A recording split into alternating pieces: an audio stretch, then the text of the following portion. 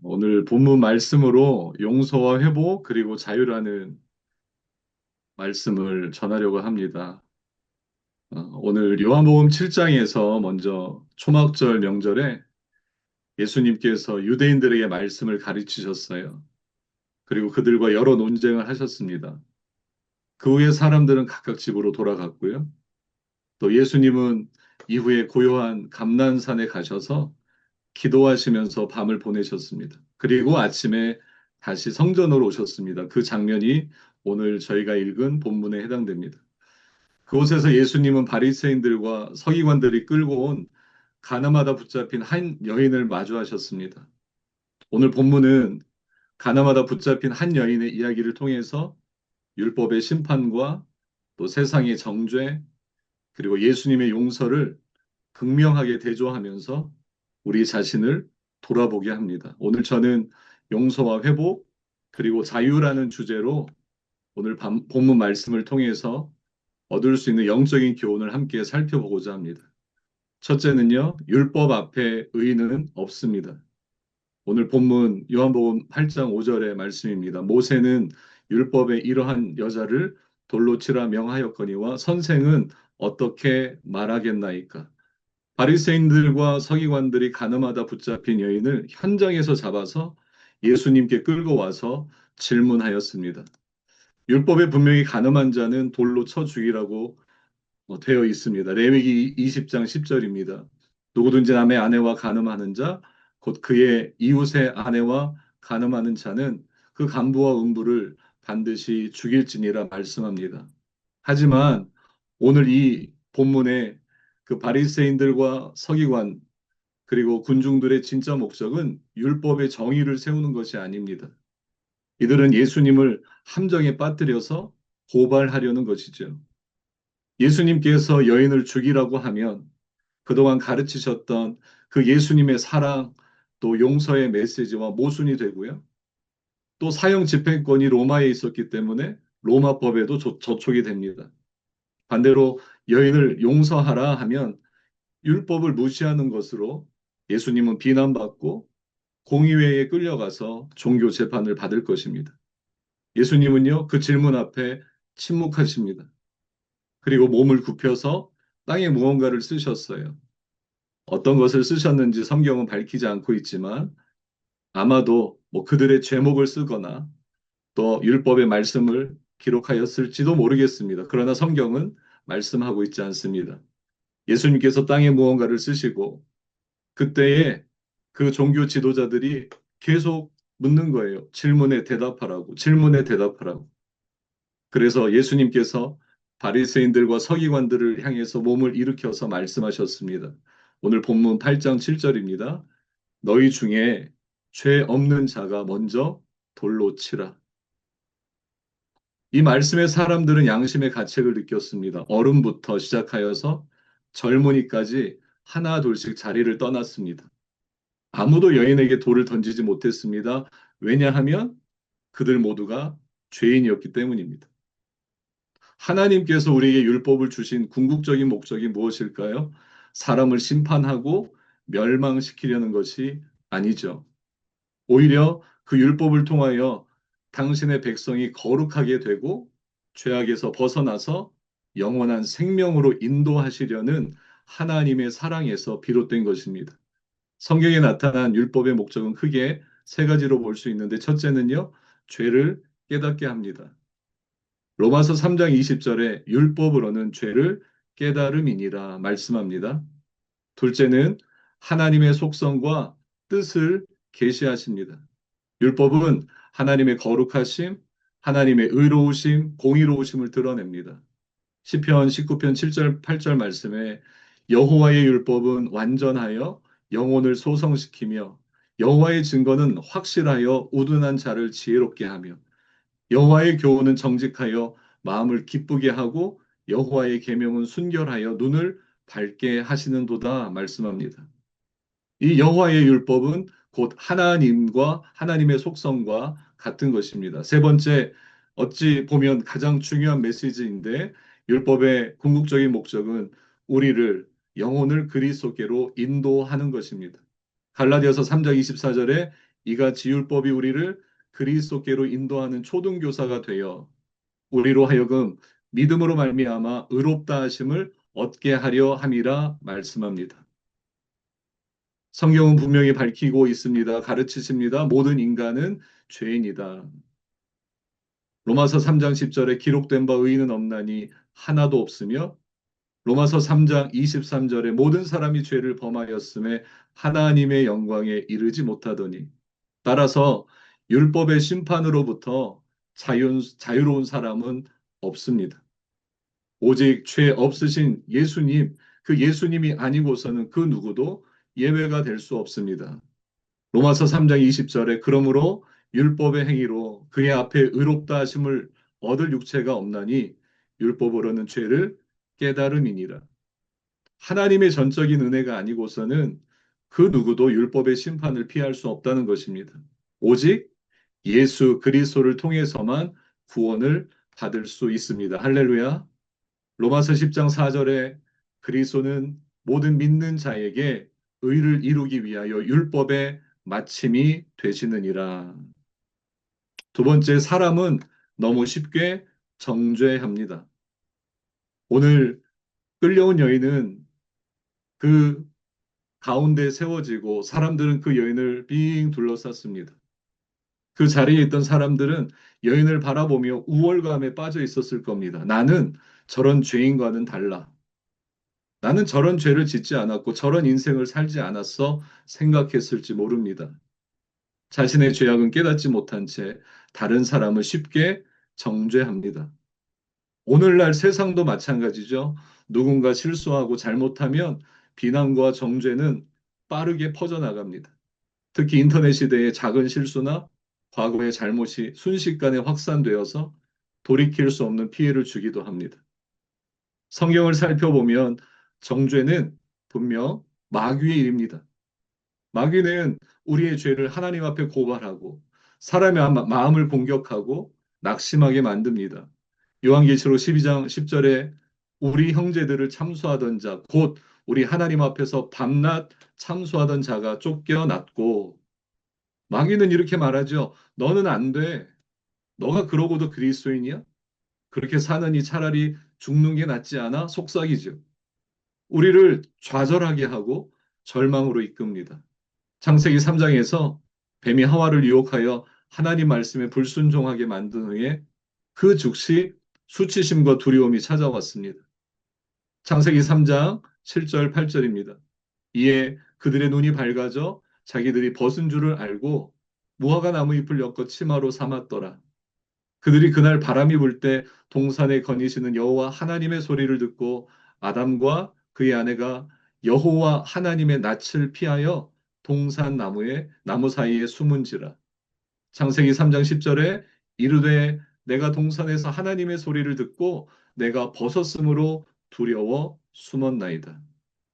마귀의 전략입니다. 항상 유혹하고 타락시키고 마침내 비난하고 또 고발하며 정죄하는 것입니다. 그러나 하나님은 어떠십니까? 하나님은 정죄하지 않으시고 죄인을 먼저 찾아오십니다. 아담과 하와가 범죄했을 때 하나님은 먼저 그들을 부르셨습니다. 창세기 3장 9절입니다. 여호와 하나님이 아담을 부르시며 그들에게 이르시되 내가 어디 있느냐? 내가 어디 있느냐? 이는 심판이 아닌 회복을 위한 부르심이었습니다.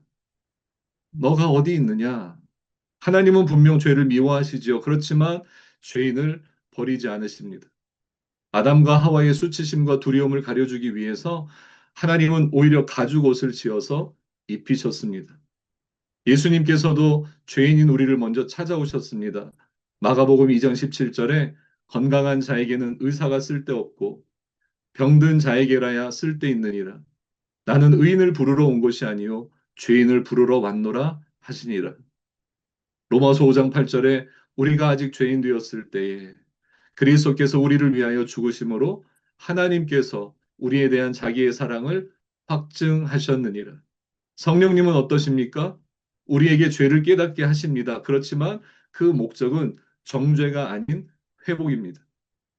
마귀의 정죄는 죄를 들추어서 넘어뜨리지만 성령님의 책망은 우리를 회개와 용서, 변화의 자리로 인도하십니다. 로마서 8장 1절입니다.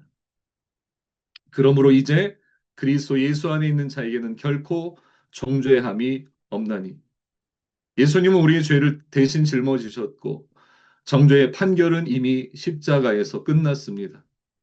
하나님의 언어는 정죄가 아니라 은혜, 용서, 회복, 그리고 자유입니다.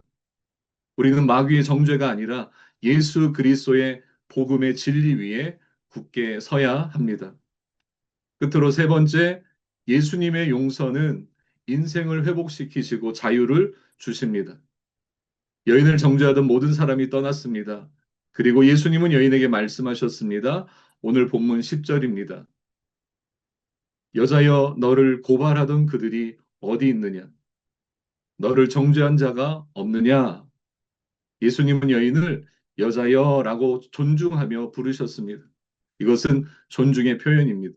이어서 말씀하셨습니다. 본문 11절입니다. 우리 같이 읽겠습니다. 나도 너를 정죄하지 아니하노니 가서 다시는 죄를 범하지 말라. 이 말씀은 우리에게 너무나 큰 복음입니다. 예수님은 여인에게 죄가 없다고 하지 않으셨습니다.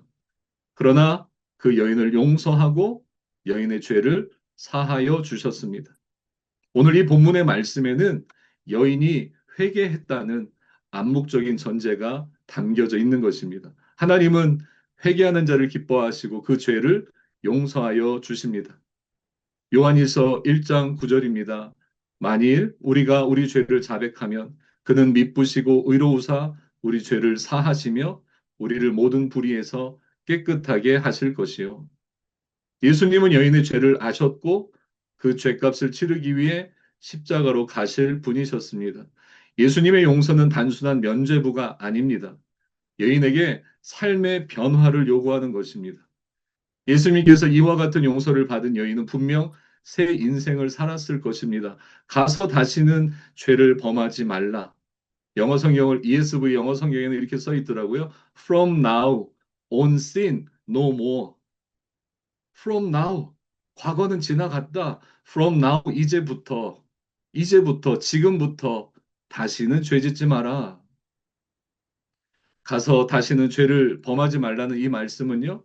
절망을 소망으로 두려움을 평안으로 죽음을 생명으로 바꿔주시는 말씀입니다. 예수님은 분명 죄를 미워하셨습니다. 그러나 회개하는 죄인을 사랑하셨습니다. 용서는 사랑의 가장 강력한 표현입니다. 사랑하지 않으면 용서할 수 없습니다. 우리는 쉽게 비판하지만 예수님은 먼저 회개의 기회를 주십니다. 우리는 심판과 정죄의 돌을 들려 하지만 예수님은 그 돌을 내려놓게 하십니다. 예수님의 용서는 현실을 바꾸는 능력이고 과거를 바꾸는 능력이고 더 나아가 미래를 바꾸십니다. 회복과 자유를 주는 은혜입니다. 이것이 복음의 능력입니다. 이사야서 61장 1절의 말씀입니다. 주 여호와 영이 내게 내리셨으니 이는 여호와께서 내게 기름을 부으사 가난한 자에게 아름다운 소식을 전하게 하려 하심이라. 나를 보내사 마음이 상한 자를 고치며 포로된 자에게 자유를 갇힌 자에게 노임을 선포하며. 요한복음 3장 16절입니다. 하나님이 세상을 이처럼 사랑하사 독생자를 주셨으니 이는 그를 믿는 자마다 멸망하지 않고 영생을 얻게 하려 하심이라. 우리도 마찬가지입니다. 하나님께 회개하고 용서받은 인생은 다시금 자유를 누리며 살아가는 것이죠. 우리를 억누르던 죄의 사슬에서 벗어나 하나님의 은혜로 새 출발을 하는 것입니다. 고린도후서 5장 17절입니다. 그런즉 누구든지 그리스도 안에 있으면 새로운 피조물이라. 이전 것은 지나갔으니 보라 새 것이 되었도다. 십자가 위에서 원수들을 용서하신 예수님의 모습을 기억해야 합니다. 우리도 그 예수님의 용서와 사랑을 배워야 하는 것이죠. 누가복음 23장 34절입니다. 예수께서 이르시되 아버지 저들을 사하여 주옵소서. 자기들이 하는 것을 알지 못함이니이다. 네, 말씀을 정리하겠습니다. 그리고 저의 개인적인 이야기를 잠시 하겠습니다. 저는 2006년에 크라이처치 순복음교회 전도사로 사역을 시작했습니다. 그리고 피지 수바에 담임 목회에 부르심이 있어서 또 그곳으로 부임을 했었고요. 근데 그때 저는 나이가 31살, 32살이었고 욕심이 있었어요. 돌아보니까 그건 저의 의를 드러내고자 하는 저의 어리석음이었습니다. 너무 성급하게 결혼을 한 것이에요. 근데 선교지에서 적응 기간도 부족했는데 너무 성급하게 결혼을 하다 보니까 결국에는 그것이 너무 그 사역에도 힘들고 가정생활도 힘들게 되더라고요. 그래서 그 결혼한 분이 너무 힘들어 해서 한국에 가서 좀 마음을 쉬면 좋겠다. 그래서 한국으로 보내드렸는데 한국에 가서 이혼을 하겠다 이런 이제 통보를 받게 된 거죠. 거기 피지의 성도님들이 말씀하셨어요. 우리는 그 사모 그분을 보고 견진호 목사를 청빙한 게 아니니까 그냥 여기 계세요 그러는 거예요. 근데 제 나이가 32살, 31살이었어. 이건 아닌데. 나는 가정을 어찌하든지 유지하려고 했는데, 잠시 회복할 시간을 필요로 했는데, 그렇다고 여기에 남아있는 게 맞나? 그건 아닌 것 같은데. 그래서 결국에는 사임을 하고 한국으로 돌아왔습니다. 그래서 어찌하든지 가정을 회복하려고 애를 썼지만 결국에 되지 않았어요. 뭐 그 기간이, 같이 지낸 기간이 한두 달 됐을까요? 그리고 8년 정도가 지나서 저는 비로소 그 아픔으로부터 어, 치유의 경험을 할 수 있었는데 그 8년이 너무 저한테는 힘들었어요. 뉴질랜드에 있다가 피지 수바에 있다가 한국으로 돌아갔는데 마땅히 거할 거처도 없는 거예요. 한 1.5평 되나요? 그 고시원 거기에 들어갔어요. 1개월을 있고 2개월을 있고 모교회에서 사역할 수 있도록 기회를 주셨지만 그래도 저는 고시원에 있었어요. 8개월을 있었습니다. 위로는 무슨 가라오케 이런 게 있고 아래는 무슨 노래방 이런 게 술집이 있고 고시원 밖에는 네온 사인이 번쩍번쩍이고 덥기는 덥고 춥기는 춥고 또 제 마음이 너무 눌려 있다 보니까 너무 힘든 거예요. 이렇게 사는 게 맞나? 차라리 죽어야 되는 거 아닌가? 이런 생각까지도 했고 그러면서 12지장 궤양까지 걸렸어요.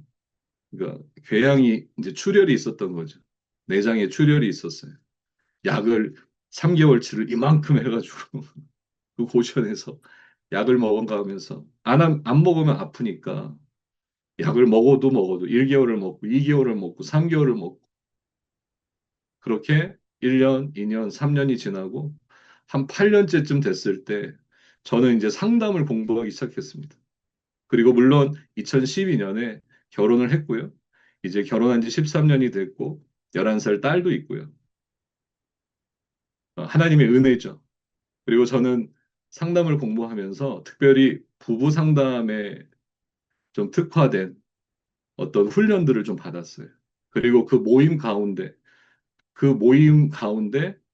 그 인도하는 분이 아주 유명하신 분인데 그분도 목사님이에요. 그런데 그분도 이혼의 경험이 있어요. 이런 일도 있었습니다. 그 모임을 하면서 훈련을 받으면서 자기 얘기를 하는 거예요. 자기 소개를 하는데 저는 8년의 기간 동안 이제 상처 입은 마음이 많이 치유가 돼서 저는 이렇게 저를 소개했죠. 저는 목사 안수를 받았고 교회에서 사역도 하는데 상담 대학원도 다니고 그리고 저는 이혼의 경험이 있습니다. 그런데 부부 상담에 또 하나님의 부르심이 있다고 생각돼서 열심히 배워보려고 합니다. 저는 이렇게 간단하게 자기소개를 했습니다. 자, 그 소개하는 모임이 끝나고 그곳에서 일하던 어떤 스텝이 저를 찾아왔어요. 눈에는 눈물이 범벅이 돼서 저한테 그러는 거예요. 목사님, 고맙습니다. 감사합니다. 그러는 거예요. 뭐가 고마운지 뭐가 감사한지 전 알 수가 없잖아요. 어, 뭐가 고마우세요? 그랬더니 사실은요, 저 아버지도 목사님이고요, 저 어머니도 목사님인데요. 그 친구는 고려대를 다니던 학생, 졸업한 학생이었는데, 졸업한 분이었는데, 아버지랑 어머니가 가족들만 알게 이혼을 하신 거예요. 근데 교회에서는 모르는 거죠. 그러니까 그 자녀가 교회에 가면 성도들이 말하는 거였죠. 아이고, 얼마나 좋니? 아버지도 좋고, 어머니도 좋고, 두 분 다 널 위해서 기도하시고, 가정이 얼마나 행복하니? 아이는 말을 못 하는 거죠. 눈물만 흘리는 겁니다. 집에 와서. 그런데 제가 자기소개를 하면서 그분은 너무 고맙대요. 저의 이야기를 들으면서 마음에 그 응어리가 풀리는 경험을 했다고 하면서 많이 울었더라고요. 그 헨리 나우엔의 저서 중에 상처 입은 치유자라는 책이 있어요. 그 책에 이런 문구가 있습니다. 우리는 우리 자신의 상처를 통해 다른 사람의 상처를 이해하고 치유할 수 있다. 치유는 우리가 가진 모든 것을 내어줄 때 일어난다. 그것은 우리의 연약함과 한계까지도 포함한다. 저는 그때 느꼈어요. 상처 입은 치유자가 될 수 있겠구나. 사람들한테 손가락질 받고, 사람들한테 정죄 당하고, 그런 마음들을 스스로 가지면서 내가 나를 죽여야 하나? 높은 빌딩을 보고 다니면서 공부하는 고시원이 아니었습니다. 오갈 데 없는 사람들이 모여있던 고시원이었어요. 이게 뭐지? 왜 이러고 살아야 되지? 이게 이렇게 사는 게 의미가 있나? 근데 그런 시간들이 지나고 상담 대학원에서 공부를 하게 되고 제가 지금 만 5년이 됐어요. 상담실을 혼자 운영하고 있는데 제가 세어봤습니다. 1년에 100쌍의 부부 상담을 했더라고요. 그러니까 벌써 500쌍 부부 상담한 거예요. 그래서 와, 500쌍이나 했네. 근데 그 사이에 정말 많은 일들이 있었어요. 젊은 목사님 부부도 있었고요. 전도사님 부부도 있었고요. 대형 교회 어떤 뭐 소위 잘 나가는 목사 부부도 온 거예요. 이혼하겠다고. 근데 저를 만난 거죠. 제가 있는지 모르고. 저는 목회 상담을 하는 게 아니니까. 근데 이제 제 소식을 듣고 네이버 이런 거 리뷰를 찾아보니까 부부 상담, 뭐, 이 사람을 만났더니 이렇게 됐어요, 이렇게 됐어요. 이런 리뷰가 지금 한 60개 정도 있거든요. 그러니까 한 10% 정도가 리뷰를 쓰신 거죠. 그거 보고 오시는 거예요. 우리도 될까요? 저 상담사 만났는데 이렇게 변화가 되네요. 상담사님 말대로 하니까 우리가 안 싸우고 잘 지내요. 뭐 이런 분들이 많아요. 그래서 너무 감사했어요. 그리고 또 다시 하나님 앞에 생각했죠. 하나님이 나의 허물, 나의 약함, 마치 가늠하다 붙잡혀온 그 여인의 죄. 그 주변 사람들은 오히려 바리새인들, 서기관들은 그 여인을 심판하고 예수를 잡아서 죽이려고 했지만 그 여인은 죄가 있었지만 예수님을 만났죠. 그리고 새로운 삶의 기회가 주어졌던 것입니다. 그래서 오늘 이 본문 말씀을 제가 이렇게 준비하면서 이게 다른 사람의 이야기 같지 않더라고요. 상처는 그 헨리 나우엔의 책에 또 이런 말이 있어요. 상처는 우리가 감추고 싶은 것이 아니라 오히려 우리가 깊이 연결될 수 있는 통로이다. 제가 상담을 하면서 저는 이혼했습니다. 이런 얘기는 안 해요. 그러나 가끔은요. 아주 가끔은요. 그리고 그 목회자 부부들을 만났을 때도요. 그때 필요할 때 이야기한 적은 있어요. 사실은 제가요 하면서 제가 이런 일이 있었는데요. 얘기해요. 그래서 저는 그 두 부부를 내 마음을 압니다. 저는 압니다. 그러면서 또 상담을 이어가는 경우도 가끔 있었죠. 하나님 앞에 오히려 감사하죠. 어, 다시 말씀을 이제 좀 정리할게요. 오늘 우리는 예수님께서 가늠한 여인에게 베풀어 주신 그 용서를 통해서 죽어 마땅한 인생을 새롭게 회복시키시는 그 놀라운 은혜를 우리가 살펴보았습니다. 율법은 분명 죄를 깨닫게 하죠. 그러나 결코 죄인을 구원하지 못합니다. 예수님은 율법의 완성자입니다. 그분은 사랑으로 율법을 완성하셨습니다. 마태복음 22장 37절에서 40절인데요. 예수께서 이르시되 내 마음을 다하고 목숨을 다하고 뜻을 다하여 주 너의 하나님을 사랑하라 하셨으니 이것이 크고 첫째 되는 계명이요 둘째도 그와 같으니 내 이웃을 내 자신같이 사랑하라 하셨으니 이 두 계명이 온 율법과 선지자의 강령이니라.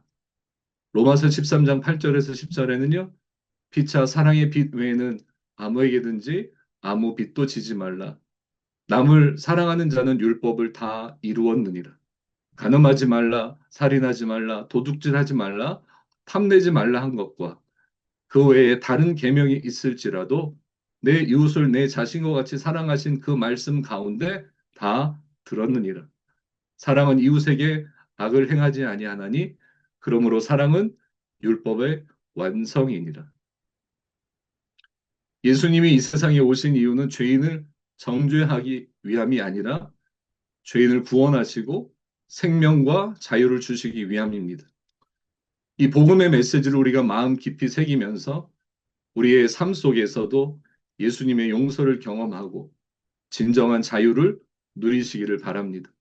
그리고 나아가서 우리 역시 타인을 쉽게 비난하고 정죄하기보다 예수님의 마음을 품고 용서하고 사랑하고 절망 가운데 있는 영혼들의 회복을 돕는 작은 예수가 되기를 소망합니다.